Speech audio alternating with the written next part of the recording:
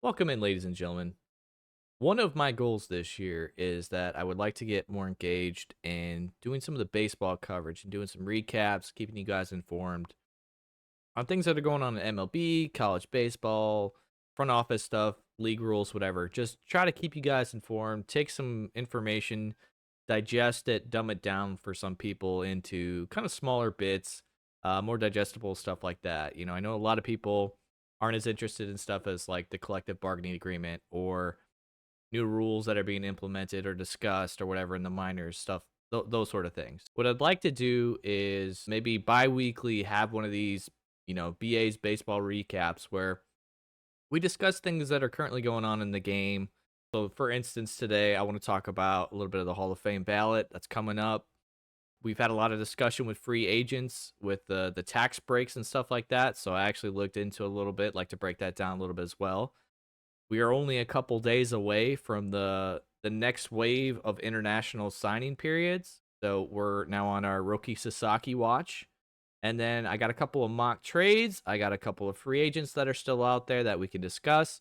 And then there's also some drama going on out there in San Diego that I'm going to try to break down as best as I can. There's still a lot of speculations on that, but let's go ahead and get into it. First things first, let's start off on a somewhat friendly, somewhat safe discussion, I guess you could say. Nothing.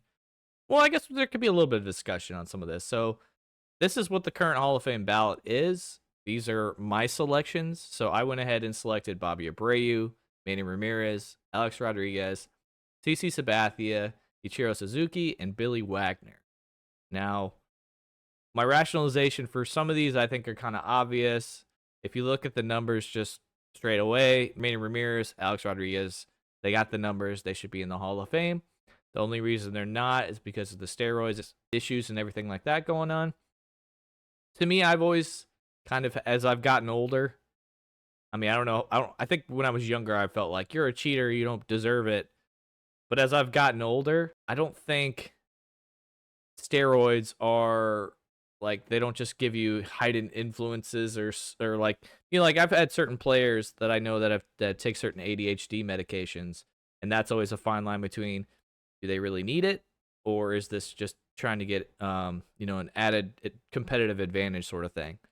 So for me, I always think you still have to have the skill, you still have to have the focus to be able to get far enough to get in the MLB to then even consider these things. So taking some steroids does not suddenly make you a great hitter. It does not suddenly, the ball doesn't fly 50 feet more just because you're a little bit stronger. Maybe it's 5 feet, maybe it's 10 feet. Who knows? Ballpark factors, temperatures, pressure. Who knows? But for me, we want our players.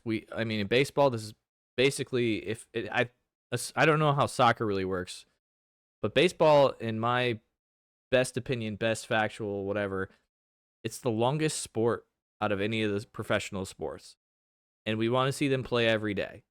Like, it's really hard to maintain a durability and stay healthy and play at 100% when you're basically playing, what is it, 8-9 months of the year.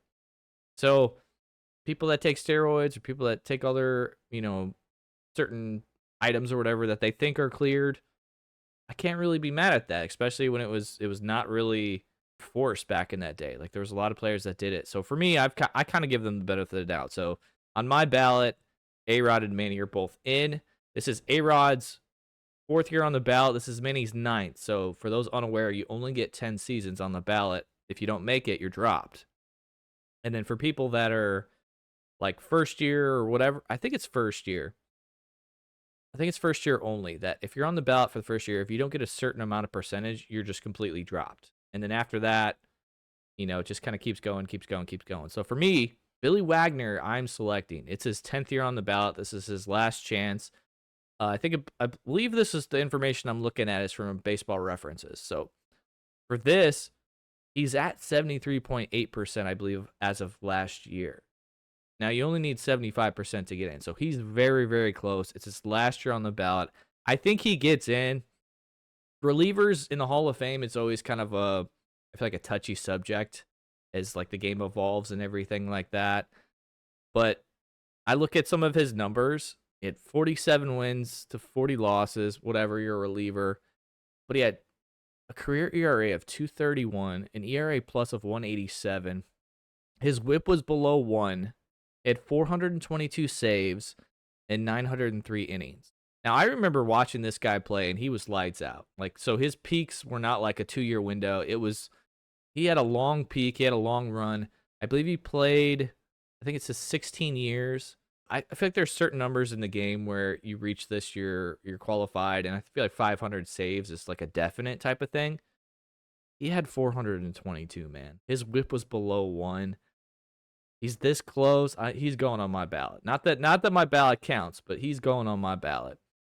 So we got Billy. We talked about Rodriguez. We talked about Ramirez. Bobby Abreu, I feel like, is one that people are like, he's good, but is he good enough to be in the Hall of Fame? And I feel like how you view or judge the Hall of Fame, that's a whole nother discussion. Like, me and Rich are both kind of in the, Rich is one of my good friends. We're both kind of in the same ballpark of like, I would like a Hall of Fame that's very limited and tight of like elite players or storybook players or whatever. And then I wouldn't mind having another almost tier of like, these are good, really good players with, this asterisk of career or steroids or whatever. But I'm not in charge of that stuff. We have one Hall of Fame. There's a lot of very good players that were all-stars, but maybe not mega stars or superstars. Scott Rowland just got in. There's some other, Veterans Committee always puts in some players that are like, well, they were really good. Maybe they're overlooked because of their time period or whatever. Well, to me, Bobby Abreu kind of falls into this category of like very good, regular all-star. Didn't really have like one major tool or anything like that, but was just good across the board. So let me read you some of his numbers. So he had 2,470 hits, 288 home runs, 1,363 RBIs, 400 stolen bases. He had a career average of 291. On base was 395. Slugging 475. So his OPS was 870 with the OPS plus of 128. So very good. Like I said, very, very good numbers. I don't know what his all-stars, or I don't know if you ever want to go glove. I didn't do that too deep into that stuff because I feel like defense never tends to really add up when it comes to Hall of Fame voting. Like Omar Vizquel's on here. He's only getting 17%. Like, yes, he got hits, but he was kind of a glove first guy. I feel like those type of players never really do well when it comes down to the Hall of Fame. So I didn't really look too much into the defense element. I always remember him as a very solid, very capable right field glove, and I thought he had a good arm. But the analytics and advanced stats weren't always that available kind of in his peak years. But the one thing that I really enjoy that Baseball Reference does was they have this feature on there where basically they take all the players that are in the Hall of Fame and they judge their stats and they put it on a ranking. And so they have a 1 to 100 ranking, and 50 is like, this is your average Hall of Famer stats. Well, Bobby Abreu on this ranking or whatever is actually a 54. So he's a little bit above average compared to the other players in the Hall of Fame right now. So to me, that kind of pushes it over the edge for me. So I put him on my ballot. So those are the main 4 that have been out there already. Now we have 2 first-year players. Ichiro Suzuki, I don't think we really need to discuss much about that. Guy's over 3,000 career hits, and he didn't even like come to the big leagues when he was like young or anything like that. He had his time overseas where he was a star as well. But he came over, had a long, successful career. I think he's a first ballot Hall of Famer, just absolute stud. CC Sabathia, on the other hand, this might be one that we could argue about, and I could be swayed probably either way. Now, just to run down some numbers, so he's got 251 wins, 161 losses, a career ERA of 3.74. He had an ERA plus of 116, a 1.259 whip. He pitched 3,577 and 1/3 innings. He had 3,093 strikeouts. So he had a very, very solid career. I know wins don't mean as much now as they used to, but like, I think it was the Buster Only podcast or Baseball America podcast, can't remember. It was like, we're kind of falling into the end of these generational players of like where wins actually did matter. And so the fact that he got 251, and like, I feel like if you get 300, you are like for sure a Hall of Famer. So he's like a couple seasons away from that. I can't remember his injury history. I think he had a couple of years where he was injured, but I always respected CC a lot because he was a complete like ace of a teammate, gamer, would go out and perform on limited rest and a couple of bad starts here and there. Like to me, I feel like the if you could be a 1.3 or less ERA for a starter, okay, that's good. It's not elite, it's not anything like that, but it's good. Especially because he started out as such a like overpowering flamethrower type of pitcher, and then he had to adapt as you get older, your velocity dips, and kind of redeveloped, made himself into a different pitcher, like most successful pitchers have to do as they get older in their career. And I thought he did it very well. If you compare his stats to like Andy Pettit, they are very similar. So like I could be swayed to putting Andy Pettit on there as well. I just kind of felt like first year ballot players, I feel like they need to get the numbers sometimes, and if they don't, they're just off. And then suddenly people are like, "Oh my God, they should have at least got another chance or whatever." So first year guys, I tend to lean more towards on selections. So I went with him. In terms of the Pettit, he is on. I think he's either on his seventh or he's had seven, and he's at 13.5%. So I don't think there's going to be a lot of voters that vote for CC, but I'm throwing him on mine. Absolute stud, absolute gamer, did well in the playoffs as well. So he's going on my Hall of Fame ballot.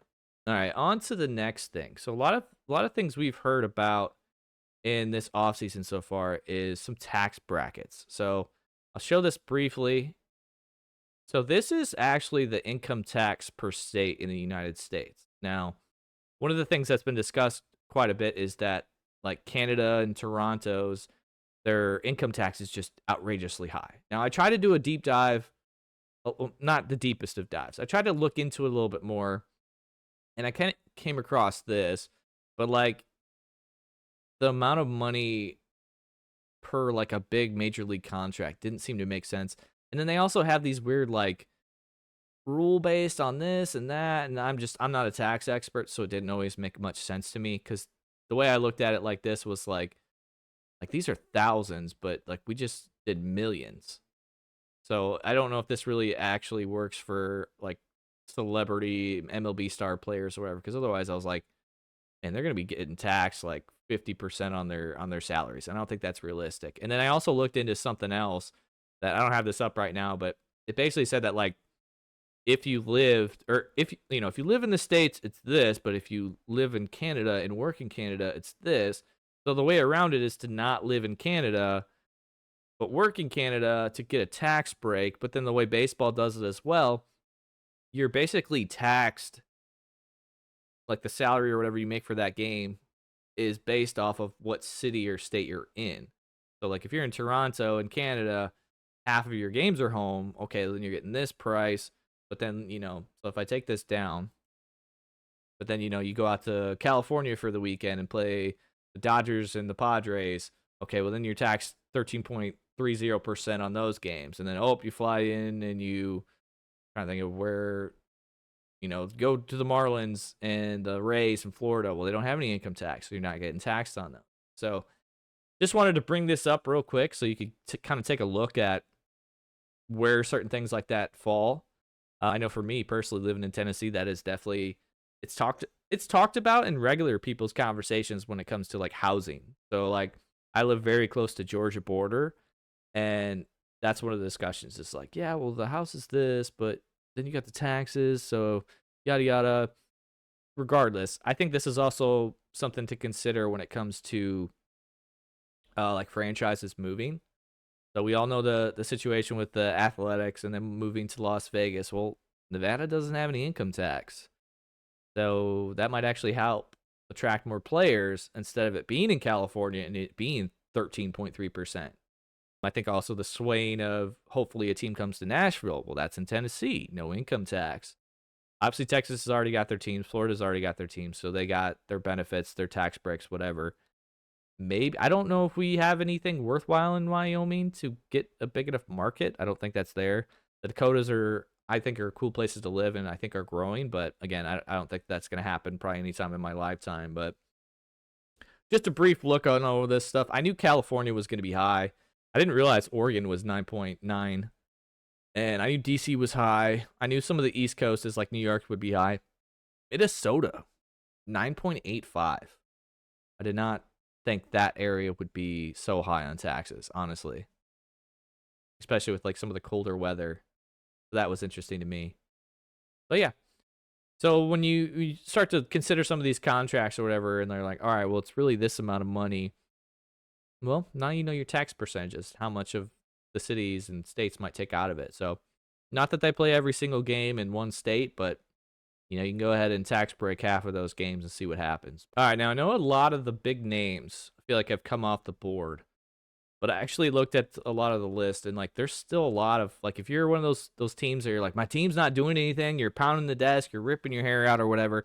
There's still a lot of good players out there, a lot of interesting players. They might not be mega stars, but they're good players, or good role players, or starting caliber players, or even just some players that maybe they've had a little bit of a down couple of years, but like the right team, the right hitting coach, the right development squad or whatever, they might be able to turn it around. And like Profar last year with the Padres, I think he was like getting MVP votes last year, but they signed him for like a $1 million contract, like almost like the veterans minimum, and he way overperformed that. So you might be able to see some of that stuff through like a Brendan Rodgers, Makata, who knows? But we'll go around the diamond. We'll break down some of these a little bit. I'm not gonna go too deep into it. But Elias Diaz, catcher, he's probably the only one that's really left that's of interest is if you need somebody that's catching. Now, he was an all-star for the Rockies like I think 2 or 3 years ago. Rockies don't know how to manage their assets well. They didn't trade him at the deadline when they should have for 2 years in a row. I think they ended up waiving him last year just to cut ties, cut some money, and I think he caught on with the Padres. Now, who knows what you're going to get him now that he's 34. He's starting to get older. Catcher's legs only can last for so long, but he's definitely an interesting player, especially in this day and age where catchers don't necessarily play like 6 out of 7 games anymore. They like to find good like platoons or good matchups with somebody else on the roster. So I think right situation, he could be a great player and a good role player at the very least. So that brings us over to first. Pete Alonso, I think he's the major one that we're all thinking about right now. Does he return to the Mets? He's put at least rumors out there, I guess, that he's willing to come back to the Mets on a shorter term, but for more, higher AAV, average annual value on the contract. So it's only 30.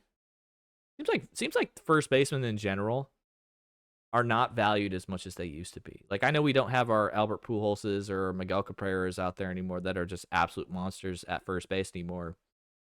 But it seems like everyone's kind of like, we could probably roll somebody over there and make it worthwhile as long as they have a good enough glove.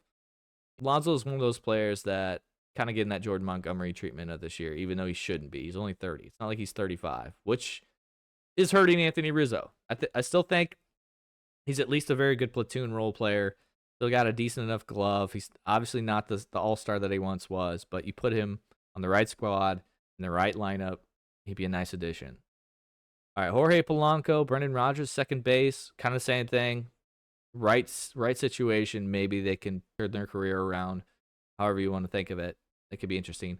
Ha-Seong Kim, only 29, glove first guy, high contact. He's a really, really good role player that people sleep on because he's one of those guys that I think there's like 3 guys in the MLB, and he's number 3 of like elite glove, elite contact, and like does not strike out or does not chase pitches. And the other 2 was like Freddie Freeman and like Mookie Betts or something crazy like that.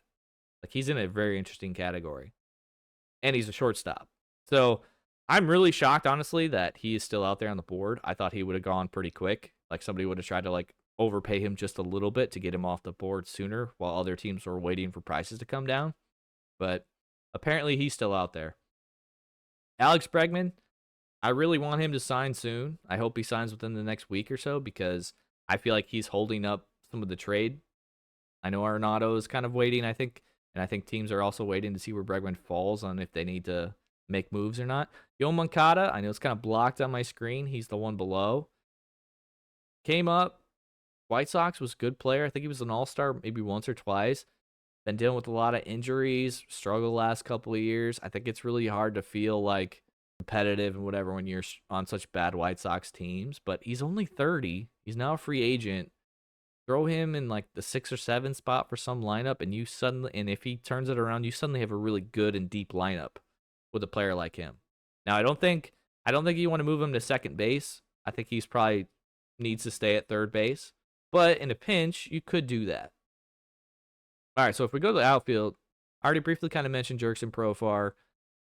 He just feels like somebody that just needs to go back to the Padres. Like they just seem such a good fit. But I get it. He had a monster year. He's testing the market again. He's really all a hit tool, like hitting power. He's not much of a glove, even though he did come up as a shortstop. But some people, if you're going to be out in left field, people are okay with that as long as you can perform offensively.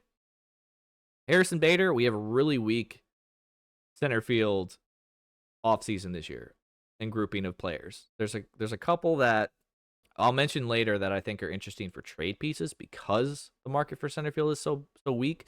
But Harrison Bader's the main guy out there. 31, he's not too old, he's not too young. I think he's a good platoon guy. He's still got a good glove. He can still go out and get the ball. So at the very least, he could be your 7, 8, 9 guy. A little bit of pop, matchup, here and there with certain guys. He could be okay. Anthony Santander, I think he's probably arguably the top offensive guy out there. Now, if you trust his glove out in the outfield, maybe you consider him a DH. I'm not sure.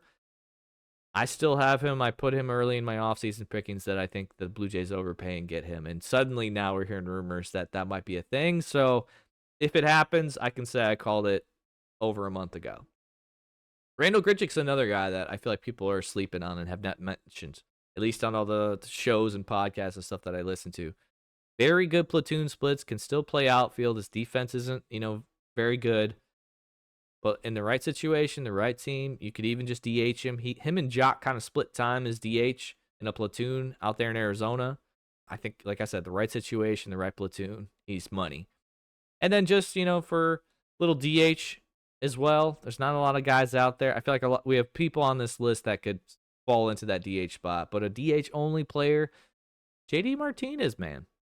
Like, he's not hitting the ball as hard. He's not going to get those dingers as much. Maybe you have a young player that, you want to give a shot, but you don't necessarily know that they're ready. Maybe you give JD, one of those veteran contract, 1-year contracts. Maybe he's a platoon. Maybe he plays 3 times a week, or like your rookie guy plays 4 games, he plays 3, like that sort of thing. I think if the money value is there, I think he still has the desire to play and can still be a quality enough hitter in your lineup. He's not going to be your 4-hole hitter anymore. Maybe he's more your 6-hole guy, but if JD Martinez can hit the way I think he can hit, that's a very good 6-hole hitter. Now, if we break down some of the pitchers or the arms that are left, we actually could put together a pretty solid squad. They've kind of been a little bit of a rush lately on some of the bullpen arms, but we still have a bunch of good ones out there. But let's break down the starters first. So we're kind of on the Roki Sasaki watch. The international signing period starts in 3 days because I'm recording this on the 12th, which is Sunday. So that the next new wave of international signing period starts on the 15th. Only 23. He's not going to get paid mega bucks because he's technically considered like a prospect and not just a free agent. So that's why he falls into that class. Be very interesting to see where he goes. Jack Flaherty, he had a good, solid season with the Tigers that got him traded over to the Dodgers, did pretty well. I'm honestly surprised at age 29 he hasn't had more attractors, but whatever. We'll see what happens with that. Andrew Heaney, still a quality arm.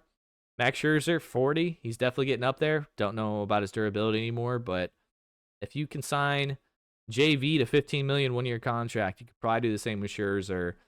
For that amount of money, that's like a number 4, number 5, and he could potentially play up to like a 2 or 3. I think that's a worthwhile risk. Jose Quintana just knows how to pitch, man. He could, sign him, same kind of thing. Maybe a 2-year deal or whatever, but you can get him for around $14, $15 million and get him for maybe a 2-year option. That's a very quality arm. John Means, he's had injuries. O's let him go, non-tendered him, I believe. If you're patient with him and he can bounce back up, that's another guy that like maybe he's expected to pitch as like a number 5, but maybe could live up to like a 2 or a 3. A worthwhile contract, something of interest to pay attention to. Now on the reliever side, Tanner Scott, a lead arm, lefty, he's going to get paid. It's just a matter of who is going to pay that a little extra more or go that extra year, I feel like, to get his services. David Robertson and Kirby Yates, they're both older. They're both putting, like, they're still posting good numbers. Even their, like, analytics and baseball savant numbers are in the red. They're so good. Carlos Estevez had a really good year. I feel like he struggled after the trade, but he's only 32. I feel like he's going to get paid. And then we got a little group of lefties, AJ Minter, Andrew Chafin. They're still very quality arms that can get lefties and righties out. And then final, Kyle Finnegan, not elite stuff. Did post some saves for the Nationals. Maybe he's not your back of the end guy, but he could be a solid like setup guy in like the 7th on like a contender. Or maybe you put him into your pitching development lab, and who knows, you tweak something here and there, and suddenly, you got a solid 8th inning guy for not as much money as what you would pay a Tanner Scott or Kirby Yates or whatever. So those are some players that I'm interested in, that I'm curious to see where they fall, and I'm definitely curious to see where they fall in terms of contract numbers, because now that we're in January, I feel like the agents are starting, I won't say get desperate, but there's definitely a little bit more pressure to get their players signed before February, and that's only a couple weeks away. So that are the players that we're coaches looking forward to and that are still out there in free agency. All right, now that we've talked about some free agents that are still out there, let's talk about some players that have been discussed about being traded. So not saying these are perfect trades, not even saying these are great trades, but these are kind of like mock trades that are outlines that, pieces around can be adjusted, money can be exchanged, that sort of thing. But I got for you 6 or 7, I can't remember what I have, but I got a couple of mock trades that I think would fit and are somewhat realistic. So first one we're starting with, Marcus Stroman. Yankees want to move on from him after they signed Max Fried. They already traded Cortez away as well. They have a lot of starting pitching, which is a good thing, but Marcus Stroman's getting paid $18.333333 mil per year, and he's probably going to the bullpen right now with the talent that they have. So they're looking to dump his salary, they're looking to dump his money and move on from him. The Yankees aren't under the old regimen of Steinbrenner where it was just like, just spend money, it doesn't matter, let's win. They're a little bit more financially responsible now in the system that they're going now. So they're looking to move on Stroman. I have him going to the Angels, and I have him going there for Luis I always say his name wrong, Renifo, because they need kind of that second base, third base guy. He's not the best glove. He's better situated at third base. Most of the seasons he's kind of had a negative ratings defensively, but he's a nice little hitter. He's not going to be probably an all-star, but he's also on an expiring contract. He's going to be a free agent after this year. So you're trying to dump some money, and then you get a player that can fit a hole for now. I don't know if their system is, I don't really think anybody in their system is like ready to take over, but maybe they do kind of pony up or whatever, want to go hard for Vlad next year. So this is kind of money because he's making 5.87 mil. So that's easy money to dump next year, and it fills a hole for this year to see what you got going forward. Another thing that I added to also kind of make this more attractive for the Angels, because a lot of time when you're, taking on money that you don't necessarily want, and I think the Yankees will eat up most of it, but the more that the Yankees are willing to eat, the better like prospect that you can get as well. And I mean, it feels like Stroman just signed, but he'll be, what did I write down? He's going to be a free agent in 2027. So you got 2025 and 2026. So you really only got 2 more years left. It's not like a 5 years of money that you got to eat up. So it's only 18 point, say 3-4 mil. 18 mil a year. Okay, that's not that bad. But the Yankees will also throw in Clayton Beeter, who he's MLB ready. He's 26 years old. So he's kind of one of those guys where you need to call up and use him or else get rid of him, because you don't want guys that are kind of like that old just wasting away in AAA. So Yankees could tack him on. They're not really going to miss anything. Eat some money, but also cut some money, and they fill a hole at the same time. You look over at the Angels. Okay, they get some more pitching, which they've definitely focused on their starting pitching, and they get another guy that likely could fill into their bullpen right away. Maybe they give him a chance to start, but I doubt it. All right, they're filling some holes that they're filling some needs as well. So it's kind of a win-win. The second trade, and this is definitely weighs heavily, I feel like, on what happens with Bregman. I think Nolan is going to get traded, but I know this isn't on his list. So this is very like with double asterisk. My mock trade is I have Nolan going out to the Arizona Diamondbacks, and I have the Cardinals also tacking on Cooper Jerpy, which is their number 8 prospect. He's a lefty that they drafted out of college. He's currently 23. He's in Double A. He's not a flamethrower. He's kind of like a funky pitcher type or whatever. He's good. He's a good pitcher, but he's probably a back end starter or a good guy out of the bullpen. That's like becomes a lefty specialist. But I would have them trading for Jake McCarthy. Now you might say who, or maybe if you live or watch games on the West Coast, you might know who he is. We've mentioned previously that the center field market is not very good. As of right now, the Cardinals basically have de facto Ciani as their starting center fielder, which he did a little bit better in the second half, but like he's a below average hitter. He's a good glove, but I feel like your really good glove guys need to be your like fourth outfielder or like, defensive replacement later in the games. Jake McCarthy had a really good year last year. He's still only going to make 800K, and he's got 3 more years of control. The Cardinals would have team control off of a guy that's probably going to be more of a platoon guy, but if not, I think his numbers were pretty good enough to play every day. Get you a center fielder. It's cheap. He's also a guy that I feel like has been fighting for playing time. And the Diamondbacks actually have a good group of center field depth that they can choose from, whether they want to move Carroll over there. Still got Alec Thomas. You can always throw Ketel Marte out there if you want to put like Lawler at second base. I think Suarez needs to move into that DH role, which then moves Arenado to third base. Suddenly, you're looking at a pretty nice little lineup and good little defense if you do something like that. So I have the Cardinals trading Arenado and Cooper Jerpy over to the Arizona Diamondbacks for Jake McCarthy. All right, the next trade, we have Ryan Presley on the Astros going to the Blue Jays. Now, I have the Blue Jays trading 2 prospects that I have in mind. So, one is Edison Paulino. He's their number 17 prospect. They say he's an infielder, but because of his tools, he's probably more of a second baseman. That's probably his spot or like a backup. If he makes it to the big leagues, he's probably going to be one of those backup infield types. Paulino is 22. He's in Double A, but he's like a light hitting infielder. Those type of players, I feel like you can always replace. So it's not anybody that you're worried about trading, but yet he's still in your like top 20. So he's like, you're a good player, but you're a replaceable player. And then the other player is Sean Keys, who's their number 24 prospect. He's 21. He's in A-ball. He was their 4th round draft pick in the draft last year. They have him at third base, but because of his glove, it's likely that he moves to first base, which actually would help out. I know they went out and signed Christian Walker this year, and that's good, but this could be potentially the first baseman of their future. I know a lot of the times they either let these guys go or they just don't really try to develop players like this.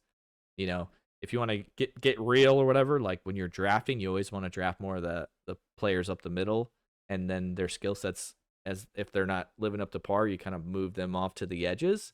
You don't typically draft corner guys because then they're stuck. They really only have one position. So I could see them trading for this. Astros are trying to get rid of Presley's contract, his money. He is getting older. His analytics are kind of getting worse and worse.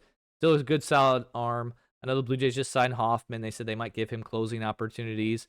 I think if you throw Presley in there as well, I think you could have a little group of like closer by committee, or maybe they figure themselves out into their own roles down there. But Blue Jays are really having a tough time signing players, so why not trade 2 prospects for a guy that has legit closing experience, can still pitch at a high quality level, but he is getting older, so it's a fair deal. And then the Astros, they need to replenish their system, so they get some players as well. All right, here's kind of a salary dump, but it kind of makes sense as well. So I have Taijuan Walker, who's currently on the Phillies, going to the Athletics for 1 prospect. His name's Anthony Maldonado. He's their number 22 prospect. He's 26. He's in AAA. He relies heavily on his slider. He's likely only a bullpen reliever guy. But for a team like the Phillies, who are pretty set in the starting rotation, I feel like they could use some bullpen depth, and he also would have options. So he might be able to come up and help them out this year. But if not, okay, send him down AAA, send him down AA, whatever you got to do. But it would at least be some depth there. And then Taiwan Walker, it's kind of like a money dump. So they might have to eat some money here, but at least they cut something. Athletics, if you've been around and you kind of know their situation, they need to add more money to their books in order to continue to get their revenue sharing money from MLB. So this adds more money to the books, gives them another arm, and they're kind of getting rid of a prospect that they can afford to lose. Again, kind of a win-win. All right, here's another trade that nobody's really talking about, but the Reds went out and signed Jaime Candelario. I know I sometimes struggle with his name. And it's not a bad contract, but I just feel like they're so loaded on infield talent, and he struggled badly last year. That I think they could have, it's the Reds. I feel like are one of those teams where like they flirt with the margins. They add a little here, they cut a little here, they add a little there, they cut a little there. They could trade him, and they could trade him to the Royals. The Royals need more offense. I mean, the Reds, I feel like are very their ballpark at least is supposed to be very offensive friendly, and somehow he struggled there. He didn't play well last year. I don't know if it's injuries, I don't know what's going on there, but they can afford to move on from him. They have enough. Steer can go over there, Encarnacion Strand. Hell, even if they wanted to move like Marte over there, if they really wanted to, they got enough. Or McLean, they just traded for Gavin Lux. Like they have plenty of options that they could throw over at first base. Who they get in return? Tyler Gentry. He's their number 15 prospect. He's 25. He's in AAA. He was a third-round pick in the 2020 draft. I think he's had a couple of injuries here and there. He's likely a corner outfielder guy. He's a good glove, good arm. Again, it's just more depth to the Reds. Cuts some money as well, and then it adds some offense over to the Royals as well. And they can afford to lose somebody like Gentry. Like I feel like the thing that they have plenty of is like corner pieces. Like they need more to get more athletic, or they need more bats. And he's probably going to be like a right fielder. So they can let him go. They can trade him. Like I said, he's already 25. He's in AAA. I don't think they're going to give up on some of their other guys yet. So, and then the last trade is Luis Ariz.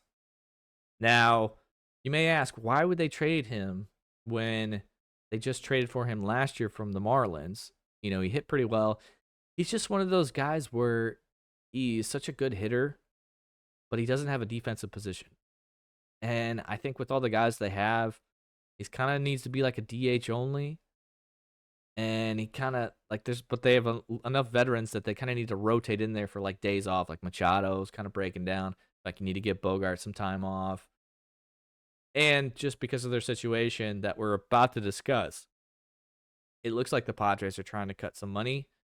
He's in the last year of his arbitration. I'm not sure what the number actually ended up coming out being. I think it was like 9. It was somewhere I think between 9 and 12 mil, which isn't unreasonable, but at the same time that is enough money that I feel like they could replace it somehow for cheaper.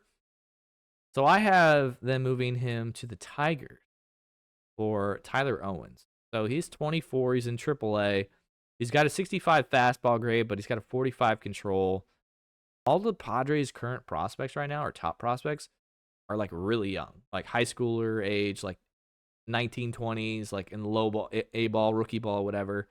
This would give them some depth for their bullpen. And I mean, they just lost like Tanner Scott to free agency. I feel like they need more depth in their bullpen, and maybe they're waiting for prices to come down to go after some of these other guys. But because of some of the drama that's going on in the front office and the ownership at the Padres, I don't know if a lot of free agents are going to want to go there, or if the front office really feels like they have direction or even just enough control to really pull the trigger on anything.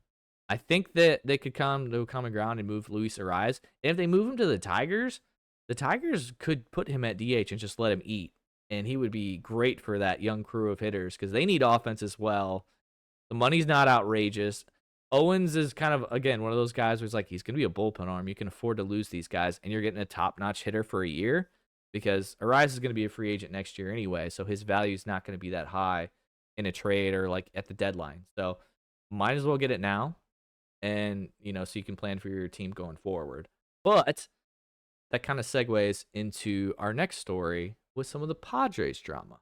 So for those that are unaware, this is Peter Seidler and his wife Sheil on the right. Peter was the owner of the Padres, but he passed away last year, I do believe. Since then, there's been issues of basically team control. So currently, the team control or whatever went to his brothers. I believe it was. So the ones that are currently in control, I believe it's Bob and Matt. Now I show you this image right here because this is the the the widow is basically battling or suing for rights of the team because all indications, and again, this is purely speculative. Nobody really is saying much about this or really wants to talk about this other than like online Twitter media. I'm going to break it down as best I can, but there's still so much more that needs to be unraveled. From what we know, Peter died, passed away. The ownership rights or whatever went to his two brothers, Matt and Bob. I believe that's correct. The wife is then saying, no, this is wrong. The team should have went to me. This was something that he wrote on a Post-it note, so I know it's kind of hard to read, but future control person. I don't know what this 2020 thing is. I'm not sure what that is. I think it says Pedro Ego's 11 years old. I'm assuming that was one of their kids or nephews or whatever. But then it has a list of Shields at top.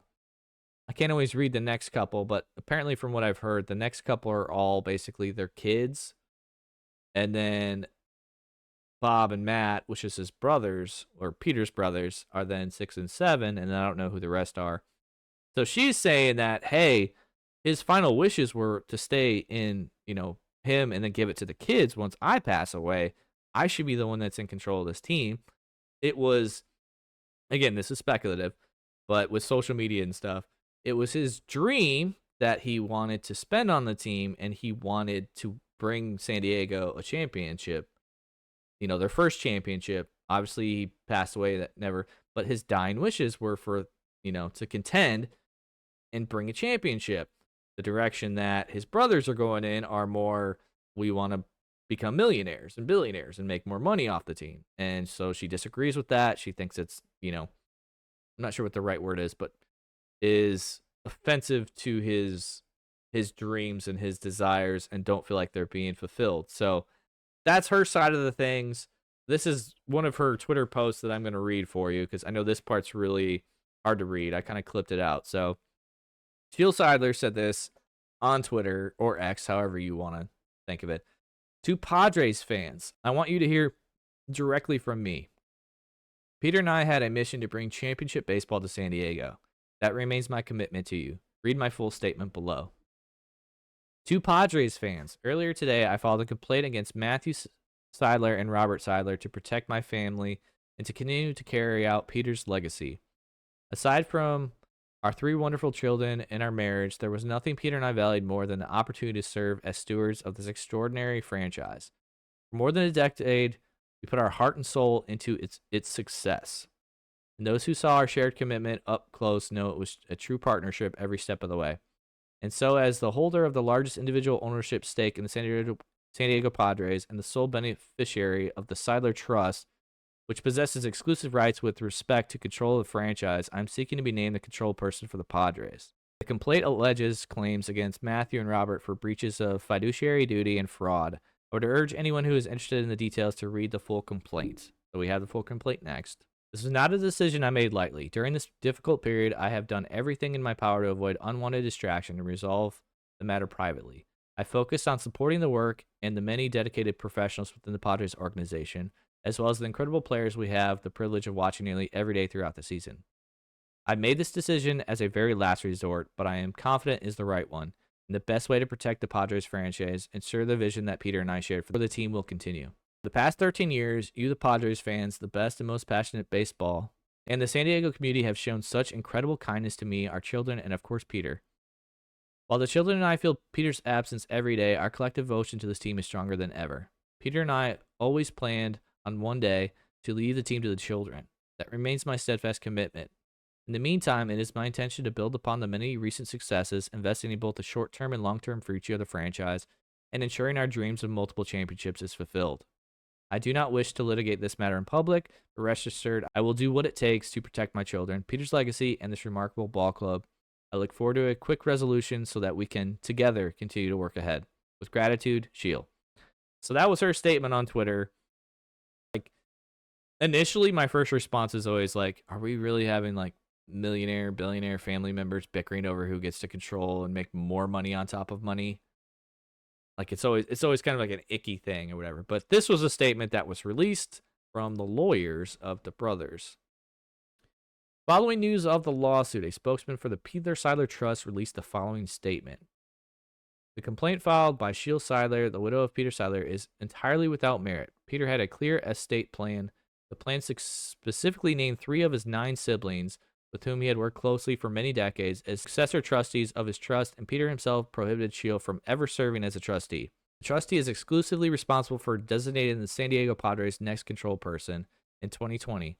In connection with Peter's appointment as control person, Sheila agreed in a sworn document that she had no right to be or to designate the control person, and that she would not interfere with the designated control person. She also stated in May 2024 that John Seidler, Peter's eldest brother, would be the best control person for the Padres. The Padres have already filed an application to Major League Baseball to appoint John, a lifelong baseball fan, seasoned business executive, and current minority owner. John has the right experience and shares Peter's vision for the Padres, ensures there is consistently competitive team on the field and the best in-class fan experience, with the goal of bringing championship caliber baseball to San Diego. Planning for the 2025 season is well underway, and we look forward to pursuing the franchise's first World Series title. So that's the response from the lawyer. I think there's a lot of family bickering stuff going on behind the scenes that we're probably not going to know much about. Again, allegations are allegations. I don't really like the drama, and I think this is bad for baseball because it's similar to like the TV rights stuff that we just had to deal with over the last couple of years. It basically puts a franchise in like limbo. Okay, can I spend money? You know, like if I'm the GM, okay, well, you guys are still currently the owners, so I need to go to you, but that's being detested, so maybe they don't want to do anything that then later can come back and like hurt them, so then they don't want to do anything, but I'm trying to make my team better, and we know that the GM's general manager is very aggressive and willing to make moves, but I also know that their budget is tight, and that's why they had to make so many moves over the last like couple of years to like cut money here, add players here, make this trade instead of, you know, making a major signing because we already spent so much money on, you know, Machado, Tatis's extension. We went out and got Bogarts. You know, that's why somebody like Profar, who deserves, you know, probably 15 million at least, he might not get that now. Or like, you know, Jackson Merrill, he was one of the best rookies last year playing center field. You technically could slide him into shortstop if you really need to, but I don't think they'd be opposed to bringing, you know, Kim back to play shortstop. Like, he was a very good player for them and very good glove defensively. It just sucks if you're kind of a Padres fan because you're kind of stuck now in limbo. And I don't know how long this is going to play out. I don't know how much paperwork there is. I know that there was some speculations out there that Sheila might have had some substance abuse issues, but then there's also speculation that the brother side of things were kind of like racist and sexist, and so some of that stuff was going on. There's a lot of like, well, she said this and he said this, and I have an email of this and blah blah blah, and it's just like I said, there's a lot of in-family bickering that's somehow not getting out into the media. Not a good look for them. Not a good look for the franchise. Not a good look for baseball. But it's something to tune into because if you see players getting traded from there or you see players signing there, it could lead to more later on, or maybe something gets voided. That's something I feel like we haven't seen in baseball in a long time, but who knows? Lots of speculations. I will drop the article in the information that I read of it. I also did, you know, looked at a couple other videos. Like I said, a lot of it's speculation. A lot of it, we're probably not going to know the full story or what's legit and what's not. What's he said, she said, whatever.